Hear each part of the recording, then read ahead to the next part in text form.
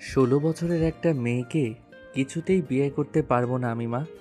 রুদ্ধর কণ্ঠে কিঞ্চিত উগ্রতা বিদ্যমান। ছেলেটা যেন রাগ নিয়ন্ত্রণ করতে ব্যস্ত তখনও। শান্ত হয়ে বসে আছে। সামনে অবহেলায় পড়ে আছে অর্ধ চায়ের কাপটা। রুদ্ধ বরাবরই শান্ত স্বভাবের ছেলে, গম্ভীর চিত্তের হলেও বেশ ঠান্ডা মস্তিষ্কের। ছেলেটা খুব সহজে রাগে না, কিন্তু একবার রেগে গেলে তা ভয়ঙ্কর রূপ নেয়। আহসান সাহেব ছেলের বিরুদ্ধে কথা বলেন না কখনো, কারণ ছেলে কখনোই তাদের বিপরীতে কথা বলেনি। তাই সে সবসময় চেষ্টা করেছে ছেলের মতামত অনুযায়ী চলতে। আহসান সাহেব চুপ করে থাকলেও তার স্ত্রী রেবেকা যেন শুনছে না। অসন্তুষ্ট হলেন যেন সে। সেই বিয়ে দিয়েই ছাড়বে পণ করেছে। এগিয়ে গেল ছেলের পানে, শান্ত কণ্ঠে আগের ন্যায় বললেন, মেয়েটাকে তো দেখ বাবা একবার তুই। মেয়েটাকে দেখলে বলবি মা কেন এমন করছি। তাছাড়া তুই তো তোর মামা মামিকে চিনিস, ওদের সাথে আমাদের সম্পর্ক কতটা ভালো। এই সম্পর্কটা পাকাপাকি করতে চাই আব্বা। শান্ত হয়ে ভাব তুই, 2-1 দিন। তাছাড়া বিয়েটা তো এখন হচ্ছে না, আংটিটা পরিয়ে রাখি, পরে নয় বিয়ে হবে 18তে পা দিলে। মায়ের কথায় রুদ্ধর রাগ কয়েক ধাপ বাড়িয়ে দিল যেন। তার মা কি বোধহীন হয়েছে? তার বয়স 28 আর মেয়েটার বয়স 16, 12 বছরের ফারাক। শিক্ষিত হয়ে মূর্খতার প্রমাণ দিচ্ছে তার মা। রুদ্ধ উগ্র স্বরে বলল, আমি এই বিয়ে করব না, মা। রুদ্ধর হুঙ্কারে কেঁপে উঠল সবাই। দেয়ালে দেয়ালে যেন বাড়ি খেল কণ্ঠধ্বনি। ছেলেটা তো এতটা অশান্ত না, এত উগ্রও না, তবে এত উগ্রতার কারণও আছে বটে। রেবেকা বেশ আহত হলো। ছেলেটা তো তার আবদ্ধ না। স্বামীর পানে তাকালো সে। এ লোক বড়ই বেপরা বড়বার। কি সুন্দর এখনও বেপরা ভঙ্গিতে চা পান করছে।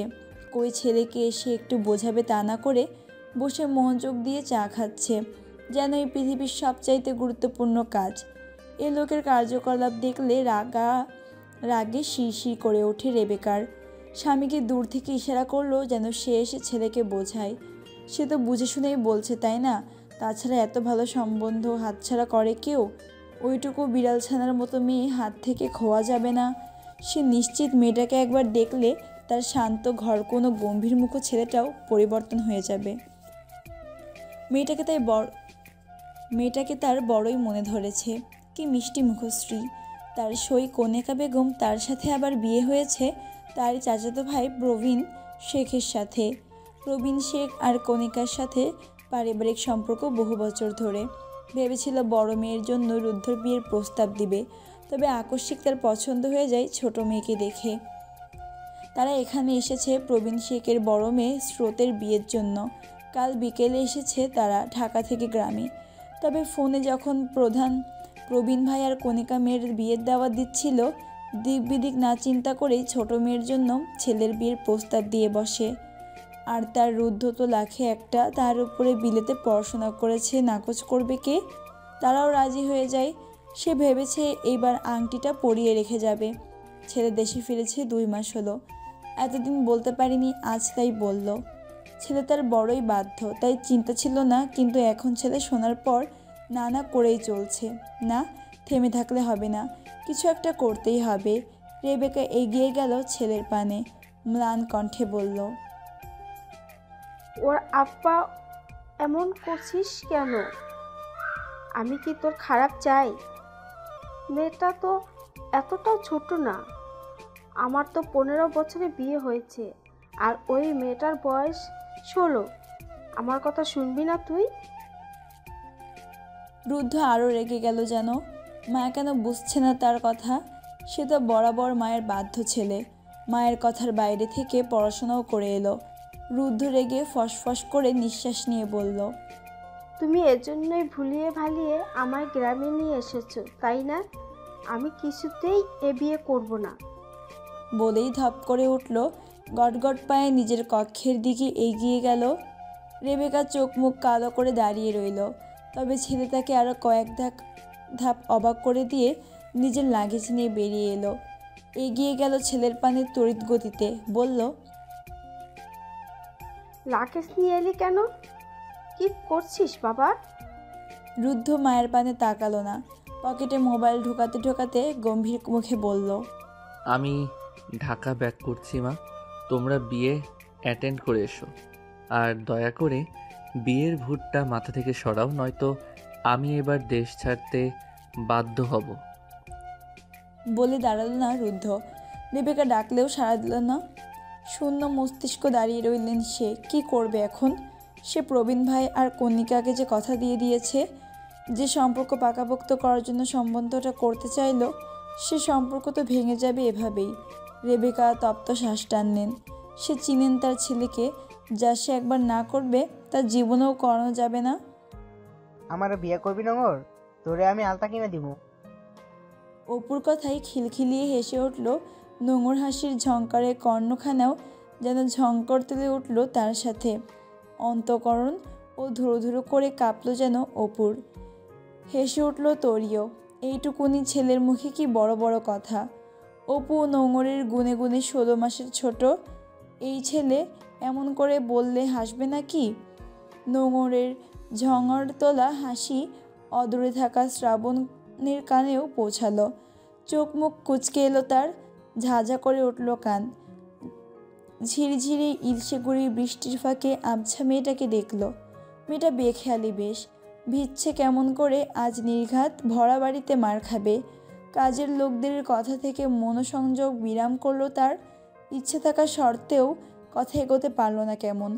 অনিচ্ছে থাকা সত্ত্বেও লোকগুলোর সাথে কথার সমাপ্তি টানল স্বল্প বাক্যেই। এগিয়ে এলো নোঙর তরি আর অপুদের দিকে। রাগান্বিত কণ্ঠে বলে উঠল, আহা নগর, শব্দ দূষণ করছিস কেন?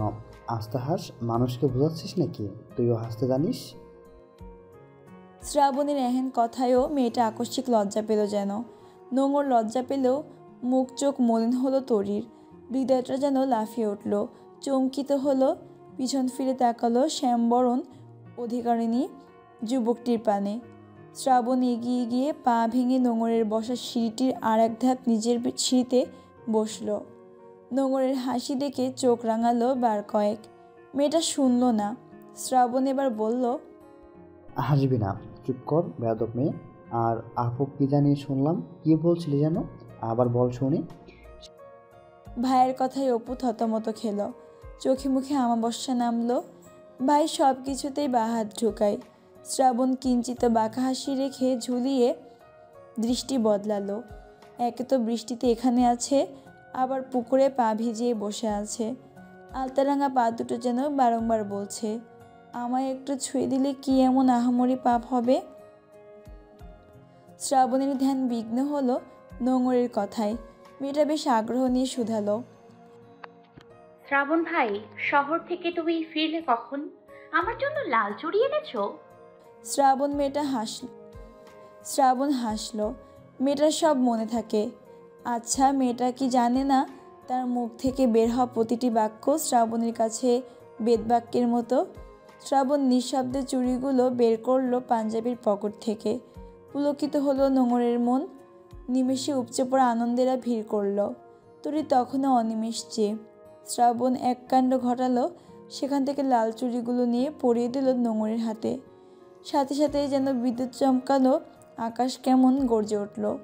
এই আর্তনাদ শুধু অন্তরিক্ষ করল না, তরির মনেও হলো এই আর্তনাদ। পলক ঝাপটানোর আগে মুষলধারে বৃষ্টির আগমন ঘটল। আকস্মিক এহেন পরিস্থিতিতে যেন ভরকালো শ্রাবণ। নোঙরের চুড়ি ভর্তি হাতটায় আঁকড়ে ধরল তার সাথে, ধরল তরির হাতও। তরির ক্লেশে ছেয়ে থাকা মন সব ভুলে যেন ছলছলিয়ে উঠল। অন্তঃকরণ থেকে যেন ভেসে আসছে চিৎকার। প্রতিটি ইন্দ্রিয় যেন বলছে এ সময় থমকাক। শ্রাবণ তড়িৎ গতিতে বলল, শিগগিরই প্যান্ডেল দিকে চল, তীর ঠান্ডা লেগে যাবে আর একটু ভিজলে। নোঙরে ঠান্ডার ব্যাপক সমস্যা। একবার ঠান্ডায় ধরলে কুপকাত করে ছাড়ে।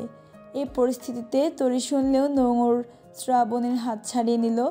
পুলকিত মনকে বৃষ্টি যেন কয়েকগুণ বেশি আনন্দিত করে দিল। ইস, আজ যে এরই অপেক্ষায় ছিল সে। দৌড়ে অন্যদিকে যেতে যেতে বলল, তোমরা যাও ভাইজান, আমি আজ ভিজবই ভিজবো। বলে আর দাঁড়ালো না। ভো দৌড় দিল অন্যদিকে। সে জানে শ্রাবণ ভাই আজ ধরতে পারলে ভরা বাড়িতে সোজা তার মায়ের কাছে নিয়ে মার খাওয়াবে। মেয়েটার এখন কাণ্ডে হকচকে উঠল সবাই। এই মেয়ে বড়ই আবদ্ধ হয়ে যাচ্ছে দিন দিন। কিন্তু নোঙরের এ খুশি যেন নিমেষে ক্লেশে পরিণত হতে চলল। দৌড়ে রাস্তায় চলে এসেছিল, ঠিক তখন ঘটল বিপত্তি। আকস্মিক এক কালো 4 চাকার গাড়ি এসে জোরে ব্রেক কষল সামনে। নোঙর চিৎকার করে উঠল, চোখ খিচে বন্ধে করে। এবার বুঝি প্রাণটাই খোয়া গেল। চোখ বন্ধ করে কতক্ষণ দাঁড়িয়ে রইল জানা নেই। কিন্তু না, কিছু হয়নি। কই, ব্যথা তো অনুভব হচ্ছে না। এর মাঝে কর্ণকুহরে ভেসে এলো কর্কশ কণ্ঠ। আরে আরে, এভাবে কেউ রাস্তার মাঝে আসে? পিটপিট করে চোখ খুলল নোঙর। মুষলধারে বৃষ্টির তেজে চোখটা খুলে রাখাও যেন দায় হয়ে যাচ্ছে। উপচে পড়া পানিগুলো চোখ খুলে রাখতে ব্যাঘাত ঘটাচ্ছে। তখনও সে অচেনা পুরুষটিকে দেখেনি। রুদ্ধ ফসফস করে নিঃশ্বাস নিয়ে ছাতা নিয়ে গাড়ির দরজা খুলে বাইরে বেরিয়ে এলো। এতক্ষণ জানালা দিয়ে কথা বলছিল। বৃষ্টি তার বড়ই অপছন্দ। তবে গাড়ি থেকে নেমে যেন নিজের বিরাট সর্বনাশ করে বসলো। যেন তেন সর্বনাশ নয়, ভয়ঙ্কর সর্বনাশ। কোথায় ভাবলো মায়ের রাগ অন্যের উপরে ঝাড়বে, মুহূর্তে যেন সব কিছু বেমালুম হলো। ভুলল কাচুমাচু খেয়ে দাঁড়িয়ে আছে এক রমণী। শরীরে তার হলুদ রঙের শাড়ি, পায়ের আলতাখানা একটু একটু করে নিজের রং ছাড়ছে বৃষ্টির পানির সাথে। বিনুনি করা চুলগুলো সামনে আনা, হাতে লাল টকটকে রঙের চুড়ি। মুখ চুয়ে চুয়ে জলকণাগুলো পড়ছে। আর ওই চোখে লেপ্টে থাকা কাজল। এই কাজলটাই যত নষ্টের মূল। রুদ্ধর মনোসংযোগ বিরাম পড়ল মুঠোফোনের শব্দে। শব্দটা নোঙরের কানেও গেল। এই যেন সুযোগ পেল, দৌড়ে চোখের পলকে স্থান ত্যাগ করল। রুদ্ধ নীরব হয়ে রইল যেন। মেয়েটা চলে গেল। কোথায় গেল? নাম্বারখানা না দেখেই ফোনটা নিমেষে ধরল সে। ঠাড় করতে পারল না যেন ওপাশে কে আছে। ওপাশের ব্যক্তি বলার সুযোগ না দিয়েই মিনমিনিয়ে বলল, আমি আসছি মা। আমি বিয়ে করব না, কিন্তু এখান থেকে কোথাও যাবো না। আসছি আমি। কাচুমাচু খেয়ে কুম্ভকর্ণের মতো দাঁড়িয়ে আছে নোঙর। সামনে বাড়ি ভর্তি মানুষের সামনে মোটাসোটা একটা লাঠি নিয়ে দাঁড়িয়ে আছে তার মা। চোখে মুখে তার রাগের আভা। আজ কেউ রক্ষা করতে পারবে না নোঙরকে। মা আজ বিরাট খেপেছে। শ্রাবণ কিংবা বাবাও আজ বাঁচাতে পারবে না। এদিকে ঠান্ডায় নোঙর কুপকাপাত। শরীরে হলদে রঙের শাড়িটা লেপ্টে আছে। এই মেয়ের যেন কোনো কিছুতেই ধ্যান নেই। মা সবসময় এমন করে, একটু কি শখ আহ্লাদ থাকতে নেই? সব সময় যদি অসুখের চিন্তা করে, তাহলে শখগুলো পূর্ণ কবে করব? তোর আজ বাড়িতে জায়গা নেই। যে তোর হয়ে কথা বলতে আসবে তাকে আজ ঘরে ঢুকতে দেবো না বলে রাখলাম। শেষের কথাটা নিজের স্বামীর দিকে তাকিয়ে বললেন ভদ্রমহিলা। নোঙরের ধ্যান ভাঙল মায়ের কথায়। ঠোঁট ফুলিয়ে বাবার দিকে তাকালো। তার বাবা আশাহত দৃষ্টিতে তাকিয়ে কিছু ইশারা করলো।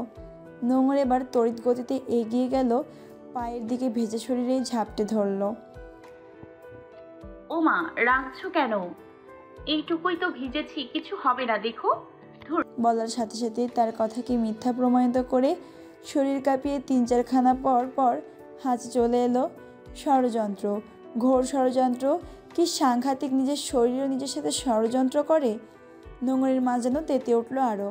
রাগ দেখিয়ে বলল, খুব না বড় বড় গলায় বলেছিলি কিছু হবে না মা। এখন কি হলো? অসুস্থ হয়ে পড়ে থাক। সব কাজ সামনে তোকে এখন সামলাই। তোর বাবা তো আমার বিয়ে করে এনেছে খাটিয়ে মারার জন্য। তোকে আজ ঢুকতে দেবে না ঘরে। এইভাবে দাঁড়িয়ে থাক। ওটাকে আগে বিয়ে করি, তারপর একেবারের জন্য তোকে বিয়ে করি। তখন এসব রং করিস গিয়ে। নোঙর সহ সবাই যেন ভ্যাবাচাকা খেলো। নোঙরের হাসি পেল। মা সবসময় এসব বলে, আবার তার বিয়ের কথা উঠলে কেঁদে ভাসায়। এটা কি মায়েদের জাতীয় কথা নাকি? ফিক করে হেসে দিল সবার মাঝেই। ভয়ার্ত দৃষ্টিতে তাকালো সবাই, যেন নোঙর হাসিনি, ভুল কিছু করেছে। তেলে বেগুনে জ্বলে উঠল নোঙরের মা। এবার সবাই মিলে বুঝিয়েও কিছু লাভ হলো না। সে আজ মেয়েকে ঢুকতেই দেবেন না ঘরে। এই মেয়ে তার পেট থেকে হয়েছে। তার কথা শুনে মেয়ে হাসছে। আর বেজার স্বপ্ন হতো, আরো গিয়ে বেজুক। নোঙর পড়ল মহাবিপাকে। এই সিরিয়াস মোমেন্টে হাসি কেন পেতে হলো? নোংরের মা যখন বেশ রেগে নিজের কথাকে প্রাধান্য দিয়ে ঘরের দিকে পাড়া বাড়াবে, ঠিক তখনই বিপত্তি ঘটল। আকস্মিক নোংর জ্ঞান হারালো, চমকালো সবাই। দাগ করে উঠছে শ্রাবণের বক্ষখানা। সে আগে ছুটে গিয়ে ধরল নোংরকে, বুকের মাঝে গুটিয়ে নিল। এখন আর কি মায়ের মন ঠিক থাকে? সে জানতে এমন কিছুই হবে। হাত পা ঠান্ডা হয়ে আছে বরফের মতো। নোংরের বাবা বিচলিত হয়ে বলল, শ্রাবণ, শিগগির ডাক্তার নিয়ে আয়, মেয়েটার শরীর ঠান্ডা হয়ে আসছে। এখানকার চেঁচামেচিতে বাড়িতে থাকা আত্মীয়রাও বেরিয়ে এলো। হুলস্থুল কাণ্ড ঘটে গেল যেন এক প্রকার। এই মেয়ের ঠান্ডা একেবারেই সহ্য হয় না যে। নোংরের বাবা এসে মেয়েকে কোলে তুলে বিচলিত হয়ে ঘরের দিকে ছুটলেন। বেশ ফুরফুরে মেজাজে বাড়ি ফিরেছে রুদ্ধ। গাড়ির চাবি ঘোরাতে ঘোরাতে অন্দরে প্রবেশ করেছে। ছেলের আকস্মিক এমন পরিবর্তনে বিস্মিত হলেন রেবেকা। কি হলো ছেলের? মত পরিবর্তন হলো নাকি? খুশিতে ছলাৎ ছলাৎ করে উঠল রেবেকার মন। যাক, তাহলে তার ইচ্ছা পূর্ণ হচ্ছে। এবার প্রিয় বান্ধবীর মেয়েকে ঘরে তোলা যাবে। রুদ্ধ বেশ শান্ত স্বভাবের, সহজে নিজের মনের কথা ব্যক্ত করবে না। ছেলের জন্য বিদঘুটে স্বাদের ছেলের পছন্দের কফি বানালো রেবেকা। ভাবলো কফিটা দিয়ে আসার বাহানায় শুধানো যাবে। বেশ যত্ন করে কফিখানা বানালো রেবেকা। কফির কাপ নিয়ে ছুটল ছেলের পানে। সাথে নিল তার পছন্দের মেয়ের একটি ছবিও। তার বিশ্বাস ছেলে মেয়েকে দেখলে না করতে পারবে না। রুদ্ধ তখন বিছানায় বসে ফোন ঘাঁটছে। ঢুকলো সে ছেলের কক্ষে। ছেলের দিকে এগিয়ে যেতে যেতেই জিজ্ঞেস করলো, বাবা, মন ভালো হয়েছে? রুদ্ধ ফোন থেকে দৃষ্টি সরিয়ে মায়ের দিকে তাকালো। মিহি হাসলো খানিকটা। মেয়েটা তার মস্তিষ্কে এমনভাবে জেঁকে বসেছে, সরাতেই পারছে না। আকস্মিক দেখায়ও কেউ কারো মনে এতটা জায়গা করে নিতে পারে? এটা মোহ নয় তো? রেবেকা ছেলের দিকে কফিটা এগিয়ে দিল। সেও বসলো ছেলের কাছে। মিনমিনিয়ে বলল, কিছু বলবি বাবা? মায়ের কথা বুঝতে দেরি হলো না রুদ্ধর। তবে এবার উত্তেজিত হলো না। তার ধারণা ঠান্ডা মাথায় মানুষকে অনেক কিছু বোঝানো যায়। গম্ভীর চিত্তে বলল, মা, তুমি যা বলছো তা হয় না একেবারে। আমি বিয়েতে রাজি হয়ে ফিরেছি তা ভাবলে তোমার ধারণা একেবারে ভুল। বলে কফির কাপে চুমুক বসালো। সে কেন ফিরেছে নিজেও জানে না, তবে মন বলেছে এখানে কিছুদিন তার থাকতেই হবে। রেবেকা এবারও আশাহত হলো না। সে ছেলেকে বিয়ে দিলে এখানেই দিবে, নয়তো চিরকুমার করে রাখবে। রেবেকা আড়াল থেকে ছবিটা বের করে এগিয়ে দিয়ে বলল, বাবা, তোকে আমি রাজি হতে বলছি না, তুই একবার ছবিটা তো দেখ। সে ভালো করে জানে ছেলে একবার ছবি দেখলে অস্বীকার করতে পারবে না বিয়ের কথা। কিন্তু তাকে নিরাশ করে দিয়ে কাট কাট কণ্ঠে বলল, এ ছবি এখান থেকে না নিয়ে গেলে আমি আবার চলে যাব। আমি কাউকে দেখতে চাই না। আমি শুধু জানি বাচ্চা একটা মেয়েকে বিয়ে করা আমার পক্ষে সম্ভব না। রেবেকা এবার রেগে গেলেন। ফসফস নিঃশ্বাস নিয়ে উঠে দাঁড়ালেন। ফুঁসতে ফুঁসতে বললেন, একদিন দেখবি এই মেয়ের পিছি ঘুরতে হবে তোর। তখন আমায় বললেও আমি কিছু করতে পারবো না। তখন আমি দেখব আর হাসবো। এইটুকু বলে যাওয়ার জন্য পা বাড়াতে নিয়েও থেকে গেল। ঘুরে দাঁড়িয়ে বলল, আজ বিকেলে আমরাও বাড়িতে যাব, সাথে তুইও যাবি। এর কথায় নড়চড় হলে আমার দু চোখ যেদিকে যায় সেদিকে আমি চলে যাব। তখন বাপ বেটা মিলে শান্তিতে থাকিস। পুরনো একখানা দোতলা বাড়ি নোঙরদের। বাড়ির মেন গেট জুড়ে বাগান বিলাসের বিচরণ। বৃষ্টিস্নাত বাগান বিলাস থেকে টিপ টিপ করে পানির ফোঁটা চুয়ে চুয়ে নিচে পড়ছে। গেট পেরোলেই মস্ত উঠান, মাঝে একটা মোটা পুরনো আম গাছ রয়েছে। আম গাছের চারদিকে ইট দিয়ে উঁচু করে কাউচের মতো করা। এখানে বসে বিকালবেলা আর সকালবেলা চা খাওয়া হয়। বাড়ির পরিবেশ আরও দুদিন আগে থেকে রমরমা। নোঙরের জ্ঞান ফিরেছে সাথে সাথেই। বেশ কিছুক্ষণ ভিজে থাকার ফলে শরীর ঠান্ডা হয়েছিল। মেয়েটা এই ঠান্ডা সহ্যই করতে পারে না কখনো, তাই জ্ঞান হারিয়েছিল। তার মা এখনও মুখ ফুলিয়েই আছে। নোঙর অনেকটা স্বাভাবিক। বৃষ্টিতে ভেজায় বেশ ভালোই লাগছে যেন তার শরীর। তবে মাঝে মাঝে দু একটা হাঁচি আসে। বাড়িতে অনুষ্ঠান এভাবে শুয়ে থাকতে কার ভালো লাগে? নোংর বেশ চটপটে স্বভাবের। নোংরের বাবারে 2 ভাই 1 বোন। নোংরের বাবার বাড়ির বড় ছেলে, নোংররা 2 বোন। আর নোংরের বাবার পর তার চাচা, চাচার 2 মেয়ে 1 ছেলে, ছোট ফুপুরও 2 ছেলে 1 মেয়ে। ভরা সংসার তাদের। ফুপু বাড়ি পায়ে হেঁটে হেঁটে 2 মিনিটের পথ ফুপুর ছেলে শ্রাবণ। কাজিন মহলের মধ্যমণি তরি এবং নোঙর বনে বনে ব্যাপক মায়া। মানুষ দেখলেও প্রশংসায় পঞ্চমুখ হয়। যখন সন্ধ্যা নামবে নামবে ভাব, তখন ঘর থেকে বের হলো। ভাবলো, ঘর ছেড়ে বেরিয়ে শুনলো সবাই মাঠের দিকে গেছে, যেদিকে প্যান্ডেল হচ্ছে। সবাই তাকে রেখে গেছে, তা ভাবতেই অভিমান হলো। ভাবলো তাদের সাথে আজ কথাই বলবে না। পরক্ষণে যখন অপু তাকে ডাকতে এলো, খুশি হয়ে গেল। পূর্ণা ঠিক করতে করতে বাড়ির মেন গেট পেরোলো। সাথে সাথেই অপু এক অদ্ভুত কথা বলল। শ্রাবণ ভাইয়া তোকে অনেক যত্ন করে, তাই না রে নোংর? তুই কি আমার বউ না হয়ে ভাইয়ার বউ হতে যাচ্ছিস? অপুর কথা কোনো কালে কেউ কানে নেয় না। অপু একটু আলোভোলা টাইপ। অপুর কথায় হাসলো নোংর। হাসতে হাসতে বলল, কি বলিস না, শ্রাবণ ভাই আমার ভাই লাগে না? ভাইকে এসব কেউ বলে? অপু যেন পাত্তা দিল না নোংরের কথায়। বাড়ি থেকে কিছু দূর যেতেই সকালের মতো ফের একটা গাড়ি এসে থামলো নোংরের সামনে। কিন্তু না, এবার সকালের মতো আকস্মিক থামেনি, ইচ্ছে করেই মনে হচ্ছে। নোংর বেশ রেগে মেগে গেল গাড়িটির দিকে। তার আগেই ঠাস করে দরজা খুলে গাড়ি থেকে নামলো এক যুবক, যে দেখতে অনেক লম্বা। সকালের গাড়ি থেকে বের হওয়া ছেলেটাকে খুব একটা ভালো করে না দেখলেও ঠাড় করতে পারছে যেন সেই ছেলেই। নোংর কিছু বলবে, তার আগেই রুদ্ধ হড়বড়িয়ে বলল, মা, আমি পেয়েছি। রেবেকা বুঝলো না কিছু। ছেলে গাড়ি থামালো কেন তাও বুঝলো না। জিজ্ঞেস করলো ছেলেকে, কি পেয়েছিস? বউ। মাঝপথে দাঁড়িয়ে আছে রুদ্র। সন্ধ্যা নেমেছে সেই কখন। আজান পড়েছে, তবু মাকে বোঝাতে অক্ষম সে। মা বরাবরই বাচ্চাদের মতন ব্যবহার করে তার বাবার সাথে, কিন্তু তার সাথেও যে করবে তা তার ধারণার বাইরে। এদিকে আজও মেয়েটা পালিয়েছে তার চোখের সামনে দিই। একটু আগেই কোনো পাগল কুকুর যে কামড়াচ্ছিল তাকে। বেখেয়ালিতে বলল মাকে বউ পেয়েছে। সেই থেকেই মা ধূপধাপ করে গাড়ি থেকে নেমে এলো। মেয়েটার সুযোগ বুঝে তখনই পালালো। গাড়ি থেকে নেমে কটকট করে কণ্ঠে সে শুধালো, রৌদ্র, তুই বিয়ে করছিস আর আমি জানি না?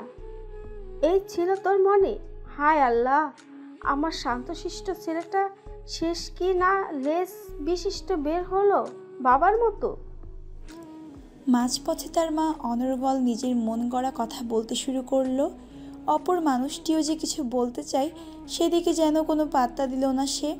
সেই জ্ঞান কি করতে করতে এখানেই সন্ধ্যা নামলো, আজান পড়ল। রুদ্ধকে চুপ দেখে রেবেকা যেন আরো তেতে উঠছে। খসখসে স্বরে বলল, চুপ করে আছিস কেন বল? কাকে বিয়ে করছিস? কবে বিয়ে করছিস? বাপ বেটা মিলে আমার কত আর অশান্তি দিবি বল? কত বড় মুখ করে মানুষকে বলতাম আমার রুদ্রের মতো ছেলে লাখে একটা, শান্তশিষ্ট চুপচাপ, আর তুই সব করছিস। রুদ্ধ এবার ফস করে নিঃশ্বাস নিল। ক্লান্ত কণ্ঠে বলল, মা, আমার কথা তো শুনবে। বাবা, বোঝাও কিছু। ছেলের কথায় রেবেকা চোখ রাঙিয়ে বলল, তোর বাবা কি বুঝাবে আমায়? হ্যাঁ, হয়েছিস তো বাবার মতোই। আর কি বলবি? কি বলার বাকি রইল? রুদ্ধর বাবা স্ত্রীর কথা থতমত খেল। আজ ধরিবাজ মহিলা এতদিন ছেলের গুণ দেখে দিব্যি বলতো, আমার ছেলে আমার মতো হয়েছে, আর এখন বাবার মতো হয়ে গেল। এ মহিলা পারেও বটে।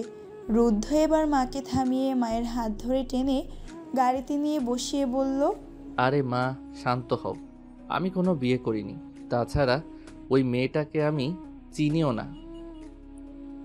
আমার একটা ফ্রেন্ডের বউয়ের মতো দেখতে মেয়েটা, তাই ভেবেছি সে, আর কিছুই না। বলেই ক্ষান্ত হলো রুদ্ধ। জোরে জোরে দম নিল। নিজের যুক্তি শুনে নিজেই ভড়কালো। কিন্তু তাছাড়া আর কী বলবে সে মাকে? ও জানে মাকে জীবনেও বোঝাতে পারবে না, আর মেয়েটাকে জিজ্ঞেস করলে কি বলতো? রেবেকা সন্দিহান হয়ে আড়ষ্ট দৃষ্টিতে তাকালো।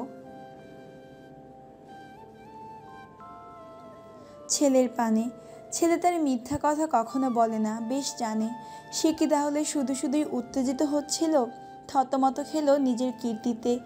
আসলেই ছেলেকে কিছু বলতে দেওয়া উচিত ছিল। রেবেকা খানিকটা দমল, কর্কশ কণ্ঠেই বলল, হয়েছে হয়েছে, গাড়ি স্টার্ট দে, ডানে গিয়ে প্রথম বাড়িটার সামনে রাখবি।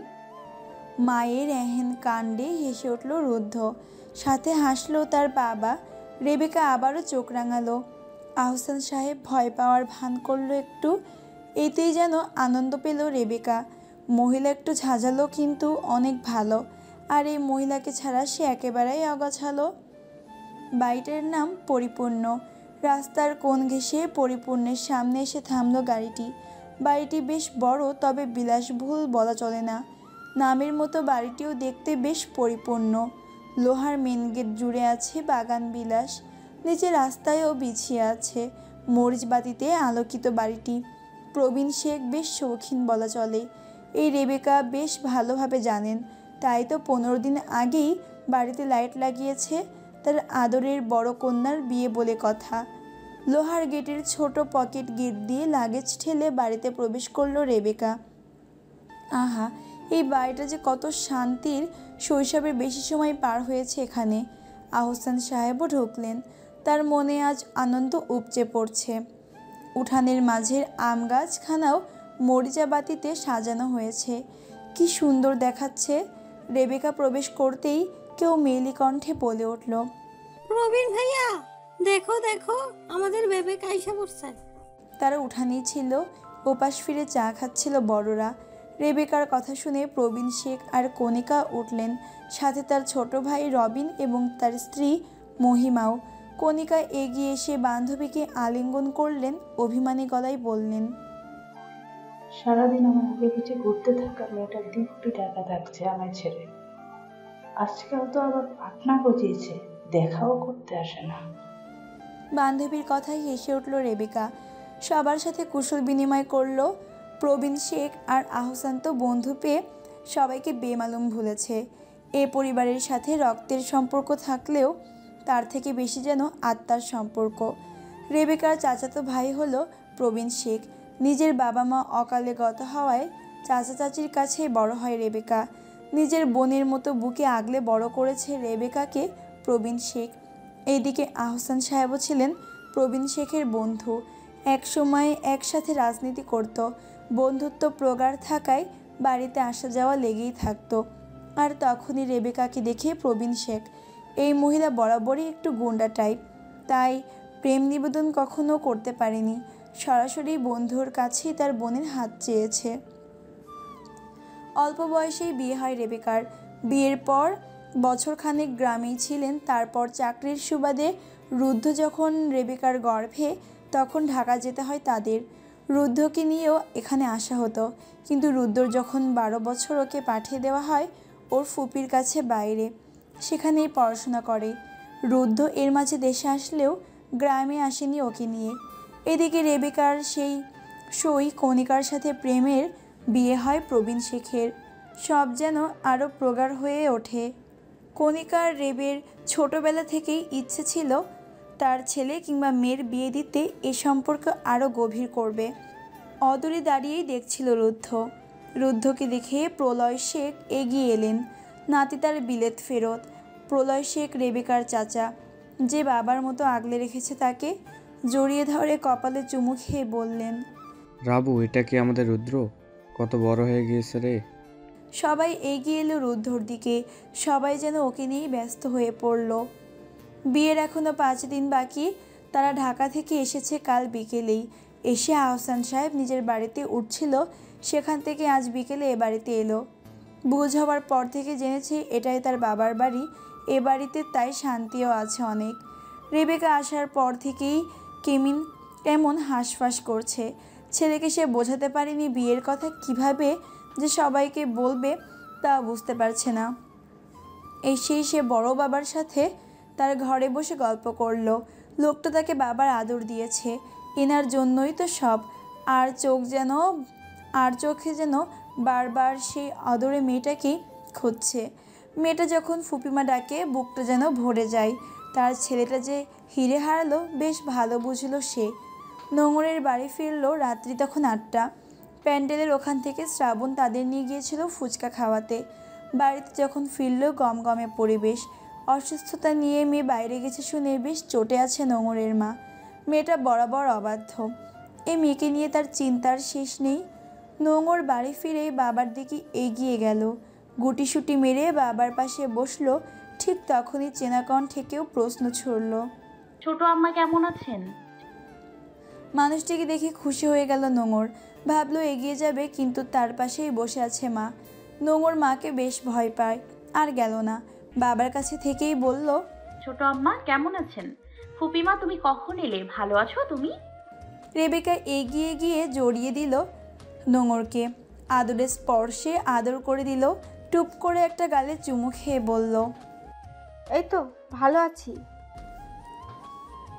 এবার নোঙরকে ছেড়ে স্রোতের কাছে গেল, স্রোতকে আদর করে। তরি, রুম্পা, রেহানাকে আদর করলো। এদের মাঝে মিল দেখলে রেবেকার নিজের ছোটবেলার কথা মনে হয়। স্রোত এবং নোঙর দুই বোন, তরি, রুম্পা, রাদিফ মেজো ভাই এর ছেলে, আর রেহানা, শ্রাবণ এবং অপু বোনের ছেলে মেয়ে। ভরা সংসার তাদের। স্রোত, নোঙর, তরি, রুম্পা, রেহানা এক একজন যেন এক একজনের প্রাণ।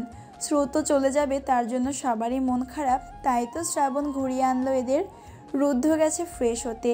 তারা সব নিয়ম মাফিক চলে, এক চুলো নিয়ম থেকে নড়চড় হয় না। কণিকার বেশ রুদ্ধকে মনে ধরেছে। রেবেকা তো বলেই রেখেছে তার মেয়েকে নিতে চায়। মেয়েটাকে নিয়ে তার চিন্তা হয় ব্যাপক। গ্রামের বখাটেদের অদ্ভুতভাবে নোঙরের উপর বেশ নজর, তাই তো চিন্তা। এর মাঝে চা আর পাকোড়া নিয়ে এলো কণিকা। সবাই এখানে আছে, কিন্তু রুদ্ধ নেই। সবার চা ঢেলে দিয়ে সে যখন রুদ্ধটা দিয়ে আসার জন্য পা বাড়াবে, ঠিক তখনই রেবেকা বাদ সাধল।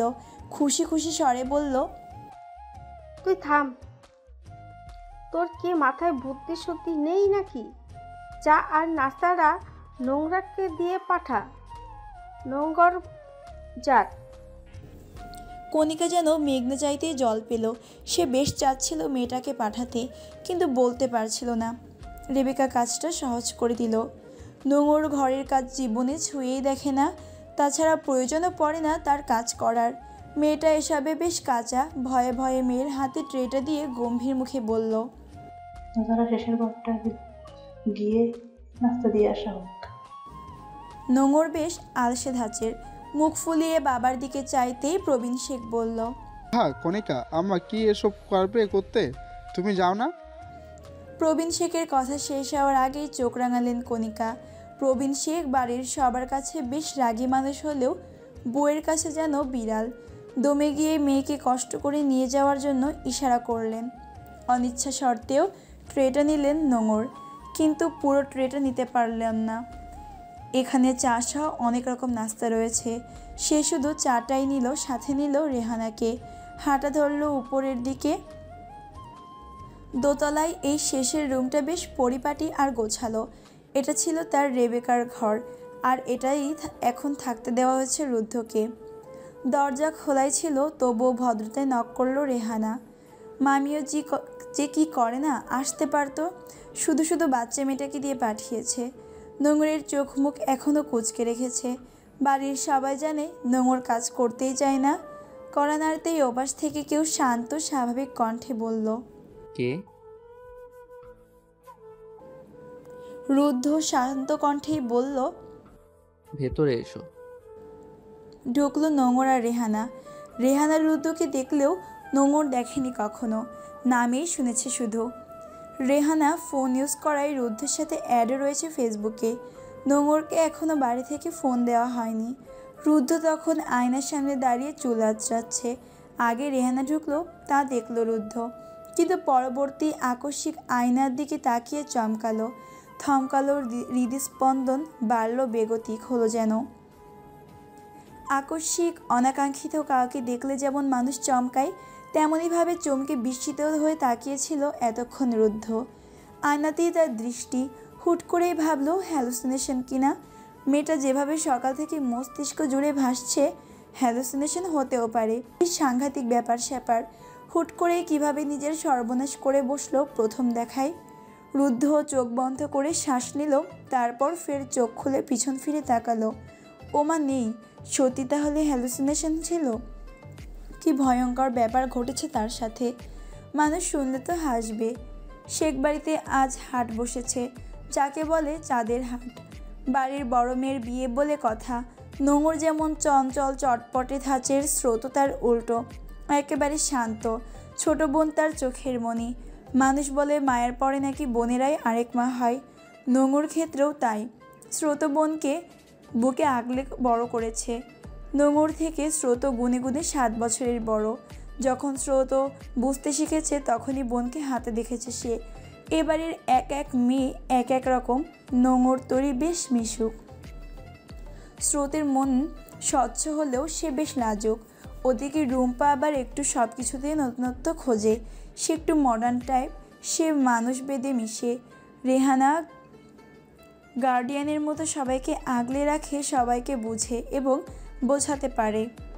তারা এক মায়ের পেটের না হলেও বড়রা এমনভাবে শিক্ষা দিয়েছে যেন একই মায়ের সন্তান। আর সৌন্দর্যের বর্ণনা দিতে গেলে সবার গায়ের রং এক হলেও নোংর আর রুম্পা একটু ভিন্ন। রুম্পা সবার থেকে উজ্জ্বল বর্ণের, আর নোংর মায়ার অধিকারী। এজন্য প্রায় চিন্তায় থাকতে হয় মেয়েটার গায়ের রং আরও 3 বোনের মতো হলেও ওর ক্ষেত্রে যেন সৌন্দর্যটা একটু বেশি ফুটে উঠেছে। রুম্পা ওর থেকে আরেকটু বেশি উজ্জ্বল বর্ণের হয়েও যেন ওর মতো হয়ে উঠতে পারেনি। এই নিয়ে তার আফসোসের শেষ নেই। সারাক্ষণ রূপচর্চার লেগেই থাকে। প্রলয় শেখের মতো আজ বেজায় ভালো। প্রলয় শেখের মন আজ বেজায় ভালো। ছেলে মেয়ে নাতি নাতনি সব একসাথে আজ। তার সংসার আজ পরিপূর্ণ লাগছে যেন। কতদিন পর আবার সবাই একসাথে খাবার টেবিলে বসেছে। সে সবাই এক এক করে আসছে। তার পাশেই বসেছে নোংর। বাড়ির ছোট মেয়ে হওয়ায় আদর ওর ভাগেই যেন বেশি। প্রলয় সাহেবের ভাষ্যমতে তার অর্ধাঙ্গিনীর হুবহু এই মেয়েটি। একেবারে যেন দাদিকে কেড়ে এনেছে। প্রলয় শেখ নিজের বাম দিকে বসিয়েছে নোংরকে, আর ডান দিকের জায়গাটা এখনও ফাঁকা। তা সে রুদ্ধর জন্য রেখেছে। রুদ্ধ এবারের নতুন মানুষ। বড় হওয়ার পর কত বছর পর এলো, কিন্তু ছেলের আসার নামই নেই। রেহানা গিয়ে ডেকে এসেছে। রেবেকা ভয়ে আছে ছেলে আসবে কিনা। তার ছেলেটা আবার এক ঘরে টাইপ, অন্তর্মুখী যাকে বলে। খুব সহজে মানুষের সাথে মিশতে পারে না। আর খাওয়া দাওয়ার ক্ষেত্রে সে তো আরও লাজুক। খুব সহজে অচেনা কারোর সাথে খেতে পারে না। সে এমন চঞ্চল, তার স্বামীও বেশ মিশুক, কিন্তু ছেলেটা যেন অন্য মেরুর। সে ভাবলো কণিকাকে বলবে একবার, কিন্তু তার বলার আগেই তার ভাবনাকে ভুল প্রমাণিত করে খাবার ঘরে এলো রুদ্ধ। ঝলঝল করে উঠল রেবেকার চোখ মুখ। খুশি হলো বেশ। পরক্ষণে আরেকটা কথা মনে পড়তেই হৃদয়টা যেন বার কয়েক পুলকিত হলো। নোংরের পানে তাকালো মেয়েটা টুকটুক করে দাদার সাথে কথা বলছে। রুদ্ধ এগিয়ে আসতেই প্রলয় শেখ বলল, আসো আসো নানু ভাই, আমার সাথে বসো। কালো একটা টি শার্ট আর ট্রাউজার পরনে রুদ্ধ। চোখ নিচু করে আছে, চোখে কালো ফ্রেমের চশমা। রুদ্ধ এখনও কাঙ্ক্ষিত মানুষটিকে দেখেনি, তবে নোংর দেখেছে। বেশ অবাকও বটে। এই লোকটা তার ফুপিমার ছেলে? এটাই রুদ্ধ ভাই? রুদ্ধ চশমার ফ্রেম ঠিক করে এগোলো, চেয়ার সরিয়ে বসতে যাবে, ঠিক তখনই অনাকাঙ্ক্ষিত মানুষটিকে দেখে বড়সড় অবাক হলো। ওমা, সে ভুল দেখছে না তো আবার? না, ভুল নয়। মেয়েটাই কি সুন্দর তাকিয়ে আছে তীক্ষ্ণ চোখে। আহা, সেই দৃষ্টিও কি সুন্দর। এই মেয়ে কে? শুকনো ঢোক গিলে বসলো নানার পাশে। এ বাড়িতে সবার বড় রুদ্ধ। রুদ্ধের 1 বছরের ছোট শ্রাবণ আর 4 বছরের ছোট স্রোত। স্রোত থেকে রেহানা 1 বছরের ছোট। রেহানা আর রুম্পা সমবয়সী। রুম্পার 5 বছরের ছোট তরি, আর তরির 1 বছরের ছোট নোংর। রুদ্ধ বসতেই প্রলয় শেখ বলল, নান্দু ভাই সব ঠিকঠাক তো? এখানে কোনো কষ্ট হচ্ছে না তো? রুদ্ধ হেসে বলল, নানু, কষ্ট হবে কেন? রুদ্ধ দেশের বাইরে যাওয়ার পর কেউ খবর নিত আর না নিত, এই মানুষটার সাথে তার প্রায় কথা হতো। মানুষটা চমৎকার বরাবর। রেবেকা এবার ছেলের পানে তাকিয়ে বলল, সবাইকে তো কম বেশি চিনিসই, ওর সাথে তো কখনোই তোর পরিচয় হয়নি। তোকে নোংরের কথা বলছি না, আমার সইয়ের মেয়ে। এটা আমাদের নোংরা আর এটা তোরই। মায়ের কথায় চমকালো রুদ্ধ। নোঙরের পানে বিস্ময় চোখে তাকিয়ে আছে। এই মেয়ের সাথে তার বিয়ের কথা চলছে। একেই সে বিয়ে করতে অস্বীকার করেছে? না না, মায়ের সাথে কথা বলতে হবে। গোল্লাই যাক সে বয়স, তার তো বাচ্চা বই লাগবে। এখন যদি পুলিশ এসেও ঝামেলা করে তবুও মানবেই না। সে বিয়ে করলে এই মেয়েকেই করবে। কিন্তু মাঝে বলেছিল সে আর কিছু করতে পারবে না। আড়ষ্ট হয়ে মায়ের পানে তাকালো রুদ্ধ। রেবেকা যে নিজের কাজে সফল বেশ বুঝলো। শয়তানি হেসে নিজের চেয়ার ঠেলে বসলো। সাথে সাথেই রুদ্ধ কিছু বলবে তার আগেই তার ভাবনার সুতো কেটে শ্রাবণ এসে বসলো নোঙরের পাশে। কিঞ্চিত রাগ হলো, নিজের কাটে নিজেই অবাক। প্রায় সবাই চলে এসেছে। এর মাঝেই কণিকা খাবার নিয়ে আসতে আসতে মেয়ের উদ্দেশ্যে বলল, তুই পরে খা, ইলিশ মাছ হয়েছে, তুই বাঁচতে পারবি না, আমি বেঁচে খাইয়ে দেবো কিছু। নোঙর যে একেবারেই পারে না তা না, তবে ইলিশ মাছ খেতে গেলে তার গলায় কাটা বাজবেই। কণিকা বেশ কঠোর ধাঁচের, মেয়েদের যে আহ্লাদ করে রাখে এমন কখনো না। 4 বছর থেকেই মেয়েদের একা একাই খেতে দিয়েছে, কিন্তু নোঙর এটা কখনোই পারে না। খায় ঠিকই, পরবর্তীতে কাটা নিয়ে ঝামেলা হয়ে যায়। একবার তো হসপিটাল অবধি যেতে হয়েছে। কণিকার কথায় প্রবীণ শেখ কিছু বলবে তার আগেই শ্রাবণ বলল, ও থাক না মামি, সবার সাথেই খাক, কাটা আমি বেছে দেব। রুদ্ধ এখনো তাকিয়ে আছে নোঙরের দিকে।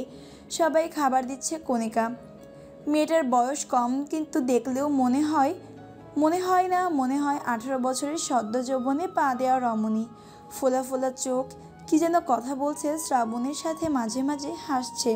আর সব থেকে মারাত্মক বিষয় হলো মেয়েটার গালে টোল পড়ে হাসলে, আর ওই গজদন্ত এর বাঁকা হাসি যেন নিমেষে মস্তিষ্ককে দুর্বল করে দিতে সক্ষম।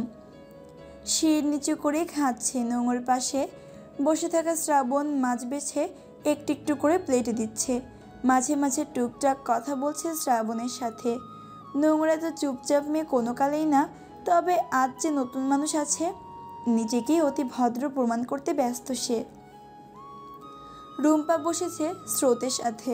সে যেন থম মেরে আছে সেই থেকে যখন থেকে রুদ্ধ ভাইকে ছবিতে দেখেছে। কিন্তু এই লোকটা যে এত সুদর্শন, সামনাসামনি না দেখলে বুঝতেই পারতো না। বুক কেমন ধরো ধরো করছে তার, না চাইতেও বারবার তাকাচ্ছে। খাওয়া শেষ হতেই যেন রেবেকা ব্যস্ত হয়ে পড়ল। যেন যেন ব্যস্ত না, ছেলে এক প্রকার ইগনোর করছে, যেন দেখেও দেখছে না। এদিকে রুদ্ধ যেন হাঁসফাঁস করছে। রেবেকা ছেলের মুখশ্রী দেখেই বুঝেছে ছেলেকে যে বেশ হেনস্থা করতে পেরেছে। এবার হাঁসফাঁস করুক, বুঝুক তার কেমন লেগেছে যখন ছেলে তার কথা শুনেনি। তার শান্তশিষ্ট ছেলেটা যে ভাইজিকে দেখে এতটা বিচলিত হবে কখনোই বুঝেনি সে। ছেলেটার মন গলল তবে। রেবেকা বান্ধবীকে পেয়ে ছেলে আর স্বামীকে বেমালুম ভুলল যেন। এদিকে রুদ্ধ মাকে পাওয়ার জন্য অপেক্ষা করছে। এবারের সবাই বেশ মিশুক। এর মাঝেই দেখতে পেল মা আসছে এদিকেই, একাই আসছে। এটা যেন মোক্ষম সময়। সবার মাঝে মায়ের সামনে গিয়ে দাঁড়ালো রুদ্র। রেবেকার পৈশাচিক আনন্দ হচ্ছে। রেবেকা ব্যস্ত দেখিয়ে বলল, কি চাই? সর, তো রুদ্র আমার কাজ আছে। তোর মামিরা একা কাজ করছে, বাড়িতে বিয়ে হাতে হাতে না মেলালে হবে? ডাহা মিথ্যা। অথচ কেউই কাজ করছে না। সে দিব্যি দেখেছে ওই ঘরে 2 মামি আর খালামুনির সাথে আড্ডা দিচ্ছিল তার মা। রুদ্ধ সরল না। রেবেকা ফের কিছু বলবে, এর মাঝেই রুদ্ধ বলল, বউ চাই আম্মু, বিয়ের ব্যবস্থা করো, আমি বিয়ে করব, তোমার ভাইজিকেই করব। ছেলের কথায় খুব একটা বিস্মিত না হলেও নিজের চোখে মুখে প্রগড় বিস্ময়ের ছাপ ফুটিয়ে তুলল রেবেকা। এমন একটা ভাব ধরল যেন ছেলে চরম আশ্চর্যের কথা বলল। মায়ের এখন চাহনি দেখে মাথা চুলকালো রুদ্ধ। তার পরিবর্তনে যে মা বিস্মিত সে ঠাহর করতে পারল বেশ। তবে রেবেকা এসব খুব একটা বিস্মিত না হলেও হুট করে তার শান্ত ছেলেটাকে ঠোঁটে এখন লজ্জার কথা নিজের মুখে বলতে শুনে অবাকের চরম পর্যায়ে পৌঁছে গেছেন। তার ছেলে তো কোনো কালেই এমন নন যে মুখ ফুটে কখনো নিজের সাধারণ ব্যাপারগুলো বলে না। সে বিয়ের কথা বলছে, সে কি ঠিক শুনেছে নাকি স্বপ্ন? তবে বেশ স্বাভাবিক রইল ছেলের সামনে, স্বভাবসুলভভাবেই বললেন, কি বলছিস বাবা? শরীর ঠিক আছে তোর? খারাপ লাগছে? অসুস্থ তুই? বলেই ছেলের গলায় কপালে চেক করলো। মায়ের কাণ্ডে বেশ লজ্জা পেল রুদ্ধ, তবে বুঝতে দিল না, বিরক্তের ভান ধরে স্বাভাবিকভাবেই বলল, আম্মু অসুস্থ হব কেন? সুস্থই আছি। এখানে অসুস্থ হওয়ার কি আছে? এইভাবে তুমি আমার গুরুত্বপূর্ণ কথাটাকে এড়িয়ে যাচ্ছ। রেবেকা মুখ টিপে হাসলেন ছেলের আড়ালে। ছেলেকে বেশ জব্দ করেছে। রেবেকা অবুঝের মতো বলল, ও মা, এটা বুঝি তোর গুরুত্বপূর্ণ কথা ছিল? আর অসুস্থতার কি হলো মানে? তুই সব বলছিস? আমার তো মনে হচ্ছে স্বপ্ন দেখছি আমি। রুদ্ধ মায়ের পানে তাকিয়ে তপ্ত শ্বাস টানল। বেশ বুঝল মা তার কথাটা এড়িয়ে যাচ্ছে। রুদ্ধ ফের অধৈর্য হয়ে বলল, বিয়ের কথা কি গুরুত্বপূর্ণ কথা নয়? শুনতে পেয়েছো কি বলেছি? আমি তোমার ভাইজিকে বিয়ে করতে চাই। কি আশ্চর্য! তোমার তো খুশি হওয়ার কথা ছিল। তোমার শোয়ের মেয়েকে বিয়ে করতে রাজি হয়েছি। তাহলে এমন কেন করছো? রেবেকা মন দিয়ে ছেলের কথা শুনল। তার আজ যে খুশির দিন, কি যে ভালো লাগছে। রুদ্ধ বেশ আশা নিয়ে মায়ের পানে তাকিয়ে আছে। তবে তার মা তার আশায় যেন নিমেষে ছাই ঢেলে দিল, আশাহত করলো। দাম দিলই না তার কোনো কথার। ব্যস্ত স্বরে বলল, তোর গুরুত্বপূর্ণ কথা শেষ হলে সর, আমার কাজ আছে অনেক। কতদিন পর বাপের বাড়ি এসেছি, তো বাবার কাজের জন্য তো বাপের বাড়ি আসতেই পারি না। এখন সেই আসলাম আর ছেলে এসে জ্বালাতন করছে, কারোর সাথে সময় কাটাতে দিচ্ছে না। সর সামনে থেকে সর। আর কি যেন বিয়ের কথা বলছিলি? আমার ভাইজিকে বিয়ে করতে চাস তাই না? কিন্তু আমার ভাইজিকে তোর মতো দামড়া ছেলের সাথে বিয়ে দিব না। ওর বয়স দেখছিস? ইস, কতটুকুখানি ছোট মেয়েকে বিয়ে দেব কেন?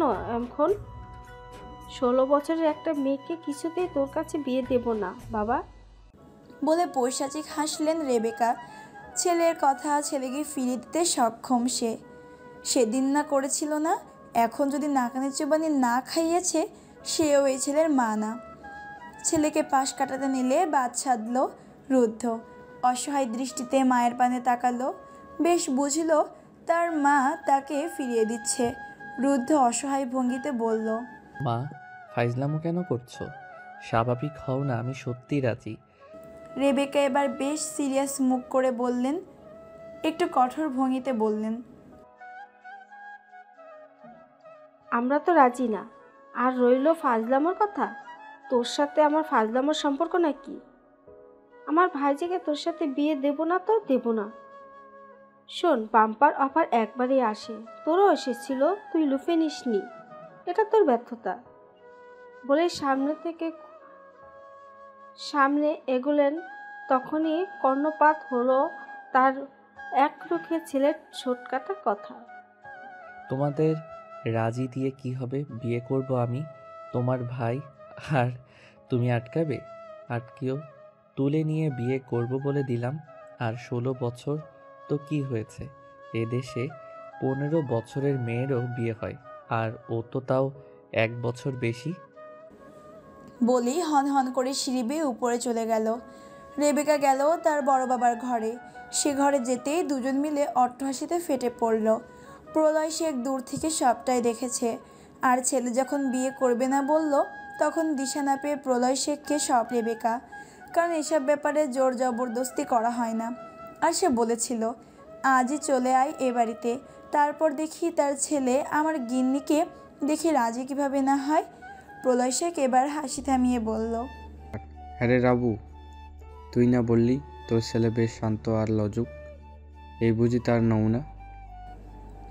রেবেকা হাসি থামিয়ে অবিশ্বাস্য স্বরে বললেন, আমিও ভাবছি বড় বাবা, আমার ছেলে কৌশিন কালেও এমন ছিল না, হুট করে এমন হলো কি করে? রুদ্ধর ঘুম ভাঙল আজ খিলখিলানো হাসির শব্দে। অন্য জায়গায় আসায় সারা রাত দু চোখের পাতা এক করতে পারেনি। সকালে জগিং করে ফ্রেশ হওয়ার পর শুয়েছিল, তখনই চোখ লেগে আসে। নিজের সব কিছুতে রুদ্ধর বেশ খুঁতখুঁতে স্বভাব। নিজের বিছানা, নিজের বালিশ ছাড়া ঘুমই আসে না। বাইরে থেকে যখন বাংলাদেশে আসতো, নিজের বাড়িতেও তার অসুবিধা হতো। ওটা আস্তে আস্তে ঠিক হয়ে যায়, কিন্তু এ বাড়িটি তো তার জন্য একেবারেই নতুন পরিবেশ। বিছানা বরাবরই দেয়াল ঘড়ি, বেলা 10:30 বাজে। কি অদ্ভুত, কেউ ডাকেনি এখনও। আর মোড়া ভেঙে উঠল রুদ্ধ। বিছানা ছেড়ে চশমা নিয়ে বের হলো হাসির মালকিনকে দেখার জন্য। ঘর থেকে বের হতেই লম্বা বারান্দার মতো সাইডে গিয়ে নিচে তাকালো। নিচে সবাই গল্প করছে।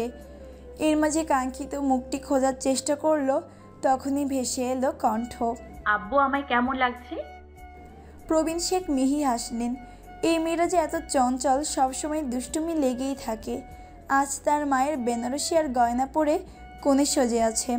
প্রবীণ শেখ বেশ গর্ব নিয়ে বললেন, আসমানের চাঁদকে যেমন লাগে। নোংর খিলখিলিয়ে হেসে উঠল। তার সাথে সাথে সবাই হাসলো। এই মেয়েটা যেন বাড়িটাকে মাতিয়ে রাখে। তবে রৌদ্র এখনও দেখেনি। বেশ কৌতূহল নিয়ে উকিঝুঁকি মারল। মেয়েটা ওদিক পানি ঘোরা।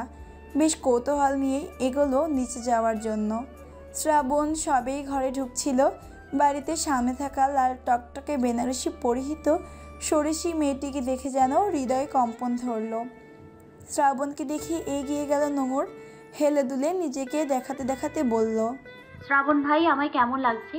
এই কি ঢং করতে পারে? ভাবনাচ্যুত হলো শ্রাবণের। দুষ্টুমির স্বরে বলল, তোকে নামের মতো লাগছে। মুখ টিপে হাসলো। এতে যেন নোংর আরও খুশি হলো। হেলতে ধুলতে ফের দাদার কাছে গিয়ে পানের বাটা থেকে একটা পান নিয়ে মুখে পুরে বলল, তোমার নানা পুরনো হয়ে গেছে বাছা, নতুন নানা আনার ব্যবস্থা করো। ততক্ষণে রুদ্ধ নিচে নেমেছে। নোংরের কথায় এক দফা হাসির রোল পড়ে গেল। মেয়েটা এত দুষ্টু।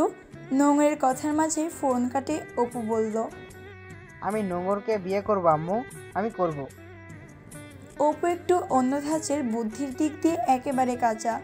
অসুস্থ সে তেমন নয়, তবে ছেলেটা ছোটবেলা থেকেই এমন। শ্রাবণ এসে কানে ধরলো, অপুকে বলল, আয় তোকে করাচ্ছি বিয়ে। নোংর এখনো হাসছে। অপু বরাবরই এমন। এবার কাঙ্ক্ষিত মানুষটিকে দেখতে পেল রুদ্ধ। গা ভর্তি পুরনো দিনের গয়না, লাল বেনারসি। এমন করে শাড়িটি পরেছে, মনে হচ্ছে পূর্ণ যৌবনে পা দেওয়া যুবতী। মাথা যেন ঝিম মেরে এলো। রেবেকা লক্ষ্য করলো ব্যাপারটা। কণিকা নিচু স্বরে বলল, ছেলেকে গিয়ে জিজ্ঞেস করো কি লাগবে। এটা বেশ রাজু, আমাদের সাথে জড়তা করবে, তুই গিয়ে জিজ্ঞেস করে বল কিছু লাগবে কিনা। তোর তো দেখি ছেলে আর স্বামীর দিকে নজরে নেই। কণিকার কথায় হাসলো রেবেকা। বলতে ইচ্ছে করলো সে জানে তার ছেলের কি লাগবে, তবুও উঠে গেলেন। সে ছেলের পানে ফিসফিসিয়ে বলল, কিছু লাগবে তোর? কখন উঠছি, চা খাবো? নোংরকে লাগবে মা, আমায় দিয়ে দাও ওকে। আজকের দ্বিপ্রহর রোদ্দুর ঝলমলে নয়, সূর্য পাংশুটে মুখ করে আছে আজ যেন। তার বোধহয় মন ক্ষুণ্ণ আজ। পুকুর পাড়ে বসে আছে নোংর। যদিও দ্বিপ্রহর পুরোপুরি ধরনীতে প্রবেশ করেনি, সবে 12টা বাজে। তরি নোংরের পাশেই। আয়ুর্বেদিক তেল দিয়ে দিচ্ছে নোংরের মাথায়। স্রোত, রুম্পা, রেহানাও আছে। আজ বিকেলেই যাবে কেনাকাটা করতে। তা নিয়ে কথাবার্তা হচ্ছে। নোংরের মাথায় তেল দেওয়া হতেই শক্ত করে একটা খোপা করে দিল। তেল দেওয়ার 2 ঘন্টা পর শ্যাম্পু করে নিতে হয়। মেয়েটা নিজের যত্নের দিক দিয়ে একেবারেই কাঁচা। এই জন্যই তো চুল কেটে ফেলতে চাই। এর মাঝেই শোনা গেল রুম্পার কণ্ঠ, ওই দেখ, রুদ্র ভাইয়ের শ্রাবণ ভাই আসছে। পরনে 3/4 প্যান্ট এবং গেঞ্জি। মনে হচ্ছে পুকুরের দিকে আসছে। আর চোখে নোংর একবার সেদিকে তাকালো, তরিও তাকালো। রুম্পার বুক দুরু দুরু করে কম্পিত হয়েছে। লোকটি এত সুদর্শন কেন? শ্রাবণ আর রুদ্ধ ওদের দিকেই এগিয়ে এলো। তারা আসতেই রুম্পা বলল, বসুন এখানে রুদ্র ভাই। এর মাঝেই পেছন থেকে অপু বলল, আমরা বসবো না, আমরা এখন পুকুরে নামবো। রুদ্র ভাইয়া পুকুরে গোসল করবে। রুদ্ধর দৃষ্টি নোঙরের পানে শীতল চাউনিতে নিবদ্ধ। নোঙর এগিয়ে গিয়ে পুকুরের কাছে বসলো, পা ভেজালো। নোঙর সাঁতার শিখেছে অনেকবার, কিন্তু তবুও পারে না। কেন যেন এটা হয় না তার দ্বারা। তাছাড়া তার শ্বাস প্রশ্বাসের ক্ষমতাও খুব কম, বেশি সময় দম আটকাতে পারে না। নোঙর নিজের পাটা আরেকটু নামাতে নিলেই আকস্মাৎ এক অদ্ভুত কাণ্ড ঘটল। রুদ্ধ শ্রাবণ দুজনেই বলে উঠল, নগর পড়ে যাবো তো। এখন কাণ্ডে সবাই অবাক হল। সবাই ব্যাপারটা স্বাভাবিক নিলেও রুদ্র আর শ্রাবণ নিজেরাই যেন ভরকাল, অসন্তুষ্ট হলো। স্রোত শাসনের সুরে বলে উঠল, উঠে আয় নোঙ্গর, সারা রাত বৃষ্টি হয়েছে, পুকুরের পানি ঠান্ডা, মা দেখলে নির্ঘাত তোর পিঠের উপরে মায়ের পড়বে আজ। মানুষের সামনে এমন কে বলে, হোক সে ঘরের মানুষ। তবুও তো তার সাথে আগে নোঙরে দেখা হয়নি। মুখ ফুলিয়ে বসেই রইল নোঙর। তা দেখে হেসে উঠল সবাই। তরি এগিয়ে যাবে তার আগে শ্রাবণ গেল। এমনি বেশ মুখ ফোলানোর স্বভাব আছে। সন্তর্পণে হাত ধরে যেখান থেকে তুলল নোঙরকে। তরির বুকটা যেন কাঁপলো খানিক। নোঙর তো শ্রাবণ ভাইকে ভাইয়ের মতো দেখে। তাছাড়া নোঙরকে বাড়ির সবাই এভাবেই আগলে রাখে। তবুও কেন এসব বুঝেও শ্রাবণ ভাইকে নোঙরের সাথে দেখলে বুক কাঁপে তার। তরির ভাবনার সুতো কেটে শ্রাবণ শান্ত কণ্ঠে বলল, কথায় কথায় রাগিস কেন রগর রানী? পড়ে যাবি তো, আর পা ভিজে আছিস, এমনিতেও ঠান্ডা লেগে আছে। মামি যখন বাড়ি ভর্তি মানুষের সামনে মারবে তখন ভালো লাগবে। নোঙর বুঝলো, হাসলো খানিকটা। আর এই হাসিতে যেন হৃদয় শীতল হলো শ্রাবণের। রুদ্ধ মুঠিবদ্ধ করে দাঁড়িয়ে আছে। ভাই বোন হোক, তবুও কেন যেন সহ্য হয় না। সম্পর্কিত নোঙর তারও বোন, তবুও বিয়ের কথা হচ্ছে। রুদ্ধ শ্রাবণকে পাশ কাটিয়ে পুকুরে নামলো। শ্রাবণও নামলো। এটা হলো পশ্ম পুকুর একটা। পুকুর অনেক বড়। পদ্ম থাকলেও পদ্মগুলোর কেমন নিভু নিভু হয়ে যাচ্ছে। মাঝে একটা টকটকে গোলাপি রঙের পদ্ম সামান্য ফুটেছিল, তা দেখে নোঙর। ফুলটা যেন ইশারা করে তাকেই ডাকছে। নোঙরের বেশ ইচ্ছে করলো ফুলটাকে ছুঁয়ে দেওয়ার।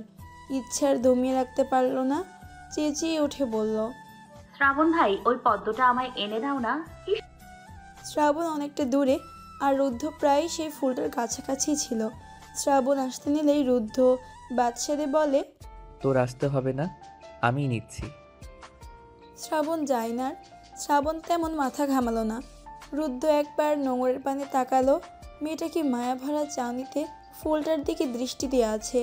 প্রেমিক মন যেন নিমেষে ফুলটাকে নিয়ে হিংসা শুরু হলো। রুদ্ধ নিল ফুলখানা। ফুলটাও যেন সামিল হলো নতুন প্রেমের গল্পে। ফুলটাও সে আদরের স্পর্শে তুলে নিল। ফুলটা নিয়ে সাঁতরে পাড়ে এলো, ডাঙায় উঠল, এগিল নোঙরের দিকে। নোঙর একবার তাকালো রুদ্ধর দিকে, নিমেষে নামিয়ে নিল আঁখি জোড়া। লোকটার গভীর দৃষ্টি যেন অতলেকে স্পর্শ করলো নোঙরের। নোঙর ফুলখানা হাতে নিলে হুট করেই হাত সরিয়ে নিল। অদ্ভুত এক কাজ করে বসলো, কানের পিঠে গুজে দিল ফুলখানা। মিনমিনিয়ে বলল, আমার অনুভূতির শীর্ষ বিন্দুতে আপনাকে স্বাগত মহারানী। সাথে সাথেই সরে গেল। রুদ্ধরে কাণ্ড দেখেনি কেউ। নোঙর যেন থমকে দাঁড়িয়ে আছে। বিস্মিত তার দৃষ্টি। নিমেষে গাল দুটো লালাভাই ছেয়ে গেল। সাংঘাতিক! কি বললো রুদ্ধ ভাই? সে কেন বুঝলো না? না বুঝে হৃদয়টা এমন লম্ফ শুরু করলো কেন? এ বাড়ির নাম পরিপূর্ণ। বাড়িটির নামের মতো এ বাড়ির মানুষগুলো ভালোবাসায় পরিপূর্ণ ও শৌখিন। পরিপূর্ণের উঠান বেশে বড় পুরো উঠানটা পাকা করা। উঠানেই রঙের তুলি দিয়ে আলপনা করেছে রেহানা। রেহানা হাতের কাজে বেশ পাকা। এসব তো করতে সে ভালোবাসে। মধ্য দুপুরে চলছে, সবাই খেয়ে আড্ডায় বসেছে।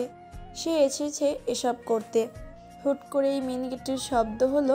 রেহানা নিচে বসে তখন রং করছিল। কারো শব্দ হলো, ভাবলো উঠে দেখবে কে। পরক্ষণেই ভাবলো অজানা কেউ হলো বাইরে থেকে নক করে, আর চেনা কেউ হলে ঢুকে যায়।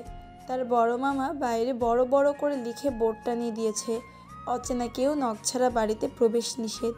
পাশেই কলিং বেল দেওয়া। Wow, such a beautiful art. আকস্মাৎ অচেনা কণ্ঠ পেতেই ধ্যানে ভাঙল রেহানার। সাথে সাথেই ফ্ল্যাশ জ্বলল যেন কেউ ছবি তুলল। কৌতূহল নিয়ে তাকাতেই অচেনা এক মধ্যবয়সী যুবকের দেখা মিলল, যার গলায় ঝুলানো ক্যামেরা। অচেনা কাউকে নিজের ছবি তুলতে দেখে চমকালো রেহানা। ওড়না ঠিকঠাক করে উঠে তেড়ে এসে বলে,